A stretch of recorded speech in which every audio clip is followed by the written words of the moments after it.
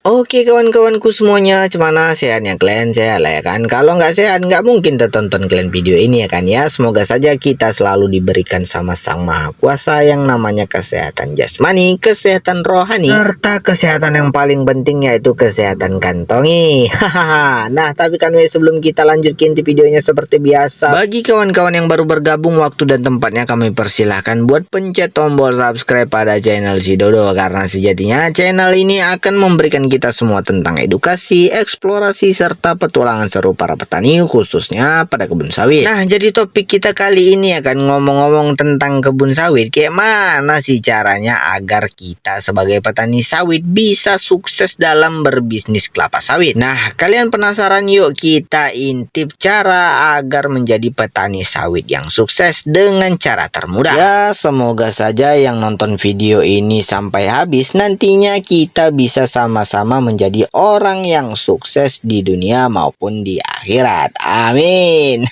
Nah oke, jadi gini ya, kalau mau sukses jadi petani sawit nggak cukup cuma nanam terus nunggu buahnya nongol. Jadi harus ada ilmu, strategi, dan ketelatenan. Nah biar gampang dipahami nih, aku jelaskan ya kan, langkah demi langkah untuk menjadi petani sawit yang sukses. Nah untuk langkah yang pertama yaitu kita harus pintar dalam memilih lahan yang tepat. Jadi jangan asal tanam ya kan, sawitnya itu jangan asal tanam di tanah ya kan, di mana aja pokoknya kita tanam itu ala asal-asalan lah kalau kita bilang nanamnya kan. Pastinya nggak bagus itu ya kan, karena tanah yang bagus itu tanah yang gembur ya kan, nggak becek, nggak kayak rawa, nggak terlalu juga berbatu ya kan. Ya kalau bisa pH tanahnya antara 4 sampai 6,5, jadi agak asam dikit masih oke lah ya kan. Nah pastikan airnya itu yang ada di kebun sawit milik kita itu gampang ngalir, jadi waktu hujan nggak banjir ya kan, waktu kemarau nggak jadi kering kali ya kan. Intinya lahan itu harus sehat baru sawit bisa tumbuh secara maksimal. Kemudian di langkah yang kedua yaitu kita itu harus pintar-pintar yang menggunakan dalam bibit unggul ya kan. Jadi bibit itu ibarat modal awal hidup sawit ya kan. Kalau udah salah pilih bibit ya kan, jangan harap kalian hasilnya bagus ya kan. Jadi pilihlah bibit yang bersertifikat ya kan, bukan asal beli di pinggir jalan. Karena ya kan bibit unggul itu lebih cepat berbuah, sekitar umur 2,5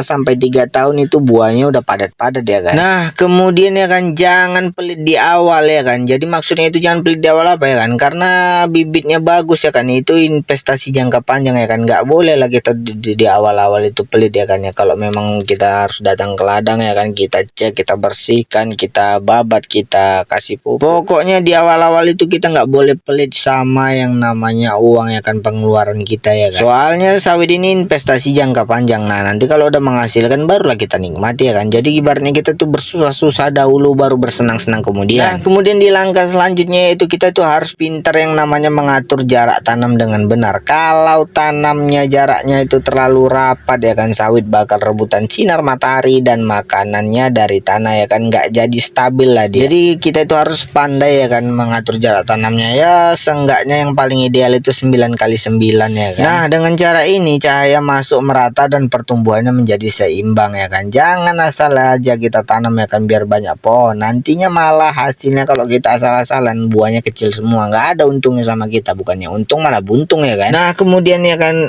langkah selanjutnya itu kita itu harus merawatnya itu dari awal ya kan. Jangan cuma kita nunggu hasil aja yang cepat ya kan, berprosesnya nggak mau kita ya kan. Cemana lah kita itu mau investasi kayak gitu ya kan. Jadi kawan-kawan ya kan, sawit itu juga butuh dirawat secara terus-menerus ya kan, terutama pas masih kecil ya kan. Jadi kita bersihkan yang namanya gulma ya kan, rumput liar, biar nggak nyedot nutrisi ya kan. Kasih pupuk rutin minimal 2 sampai 3 kali dalam setahun. Ya pupuk-pupuk dasar itu aja lah kita kasih ya kan, kayak urea, KCL, TSP ya kan, ataupun nggak Kistrit ya kan, baru ya kan. Kita itu kalau di awal-awal itu harus mencek yang namanya daun dan buahnya, kalau ada hama atau penyakit ya kan, jadi bisa langsung kita atasi. Pokoknya sawit itu harus itu dirawat kayak anak sendiri ya kan, maka jadinya nanti kalau udah kita betul-betul kita rawat ya kan, maka jadi hasilnya lebih bagus ya kan, ketimbang kita anggurkan sia-sia. Nah kemudian cara selanjutnya itu seperti apa ya kan, yaitu langkah selanjutnya itu kita nggak boleh yang namanya memupuk dengan asal-asal sebar aja ya kan. Banyak petani gagal karena pupuknya itu salah ya kan, cara ataunya itu waktunya itu juga nggak salah ya kan. Jadi caranya salah itu seperti dia itu menaburnya itu salah, terus waktunya itu juga nggak pas, karena pupuk sebaiknya ditebar di sekeliling batang pohon ya kan, ya berjarak sekitar 1 sampai 2 meter ya kan dari pokok pohon ya kan. Nah kemudian waktu terbaik untuk memupuk itu seperti awal musim hujan dan akhir musim hujan. Kalau tanahnya asam kali akan kasih kapur dolomit biar netral. Cuma lah kita kasih pupuk mahal ya kan, kalau cara kasihnya aja salah ya kan, ya ibaratnya kita belikan yang mahal-mahal tapi nggak cocok sama dia, ya sayang lah ya kan. Nah kemudian langkah selanjutnya itu kita itu harus pintar dalam memanen dengan tepat ya kan. Jadi panen sawit itu jangan kelamaan atau juga jangan kecepatan. Jadi buah matang secara sempurna itu seperti tandanya ya kan. Jadi sebagian besar brondolannya udah jatuh 5-10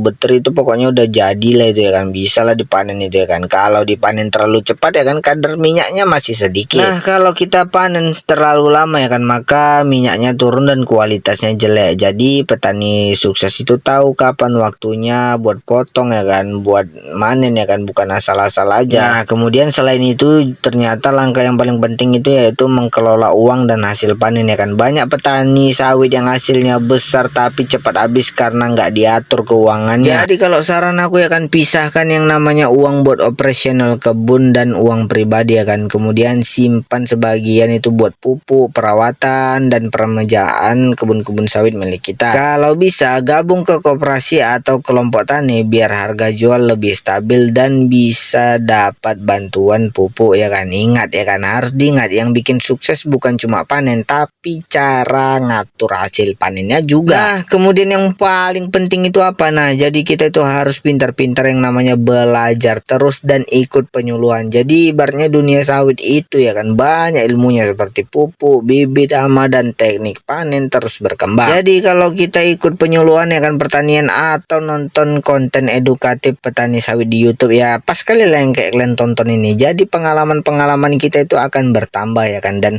hal yang paling berharga itu adalah ilmu ataupun pengalaman ya kan. Jadi kalau kita udah punya itu, maka itu akan menjadi tameng kita dalam investasi jangka panjang di dunia kelapa sawit ya kawan-kawan. Terus jangan malu-malu ya kan kita itu buat nanya petani yang udah sukses ya kan. Jangan gengsi lah pokoknya kita belajar ya kan, karena petani pintar itu nanti akan menghasilkan buah yang melimpah. Nah, jadi kesimpulannya itu ya kan, sukses jadi petani sawit itu bukan soal luas kebun tapi soal cara ngurusnya kan. Kalau kamu rajin ngerawat, nggak asal pupuk, punya bibit unggul dan bisa ngatur hasil panen, maka dalam beberapa tahun sawitmu bisa menjadi sumber rezeki dalam jangka panjang. Ya semoga saja selalu kita diberikan rezeki yang berlimpah ya kan, amin ya robbal alamin. Nah kalau kayak gitu sampai bertemu di video selanjutnya ya kawan-kawan, dadah.